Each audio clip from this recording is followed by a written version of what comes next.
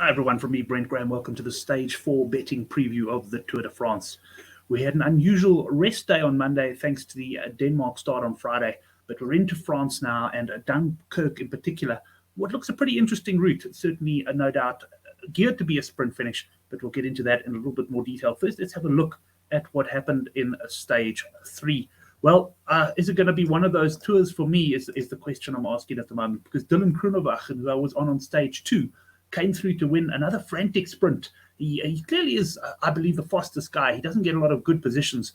But anyway, I took him on. I actually backed Caleb Ewan to beat him. Ewan got boxed in a bit in the run. He sort of faded out, but he was pretty upset with that. I have no issue with it. At the end of the day, unfortunately, he doesn't have a strong train.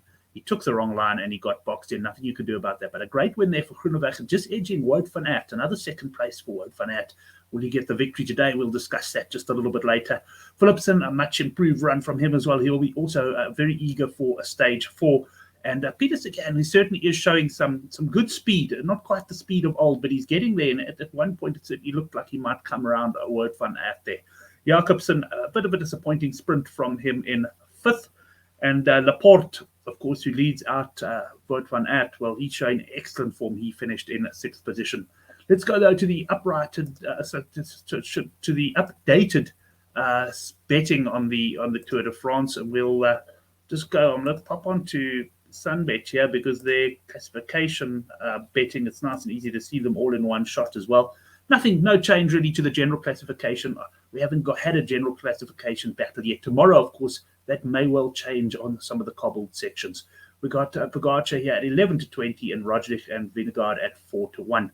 Mountains classification also no change, although interestingly, Pogacar and Pinot just keep drifting slightly at the top of the boards. The points classification, Wout van Aert now shortened to 4-10. Well, yeah, he is looking very hard to beat in this one. Jacobsen, you can get 4-1. And Peter Sagan is still going for those intermediate sprints as well at 7-1.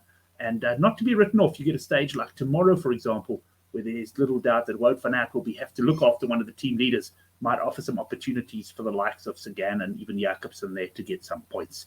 Team classification, we've had very little change. Jumbo-Visma 7-4, Ineos 9-4, and of course, Pogacar, a strong favourite there in the young rider classification. Let's go into today's stage, though. We've got 171.5 kilometres. Quite a few Cat 4 climbs in there, a few in the middle of the stage. It's all going to be a question of how hard that's been ridden at that point. I mean, you're certainly not going to drop any of the sprinters there, but it'll be interesting to see how hard they're riding. Will a break get away? I imagine we will have the usual weak break get away close to the start of the stage. Look out for Magnus Cort Nielsen as he looks to defend his polka dot jersey there.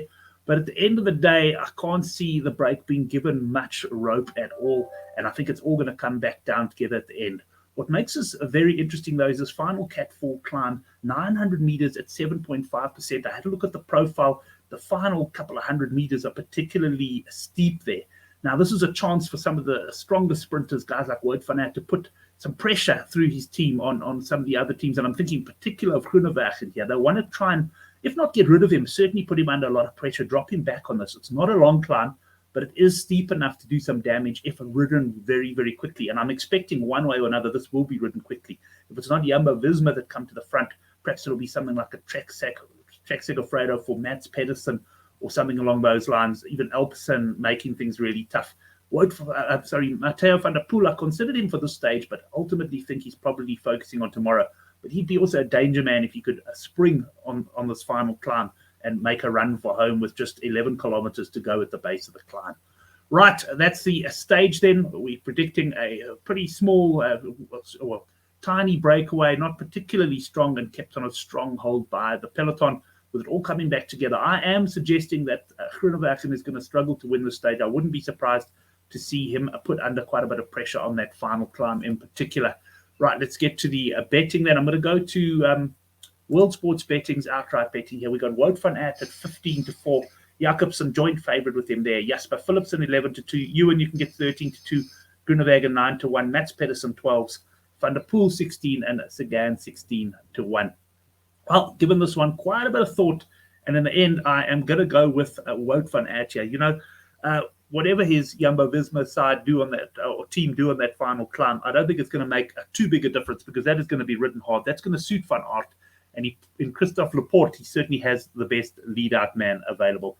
So I'm going for Wout van Aert. Let me just find that bet there. I'm going for 1 unit on Wout van Aert to win at 15-4, and that's at World of Sports Betting. Let's pop back to Sunbet now, because I want to have a look at the at some of the doubles in the stage. So if we go down here, if you see Sunbet, they've got their stage 4 betting. You'll see they're a bit short on Wout van Aert there.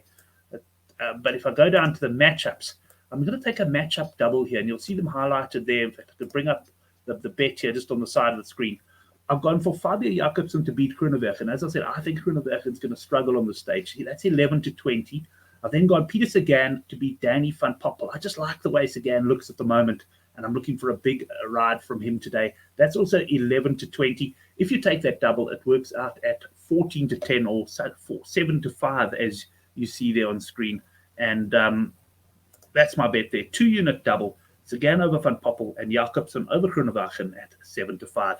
If you haven't yet registered for either our Tour de France newsletter or our Best Bets newsletter that comes out every Friday, there is a link in the description box below. And yeah, enjoy the stage. I'm hoping load shedding will allow me to watch some of it at some point. And yeah, looking forward to stage 5, the cobbled one. Log back on for that preview, probably tonight, possibly tomorrow morning, but it should be an absolute cracker.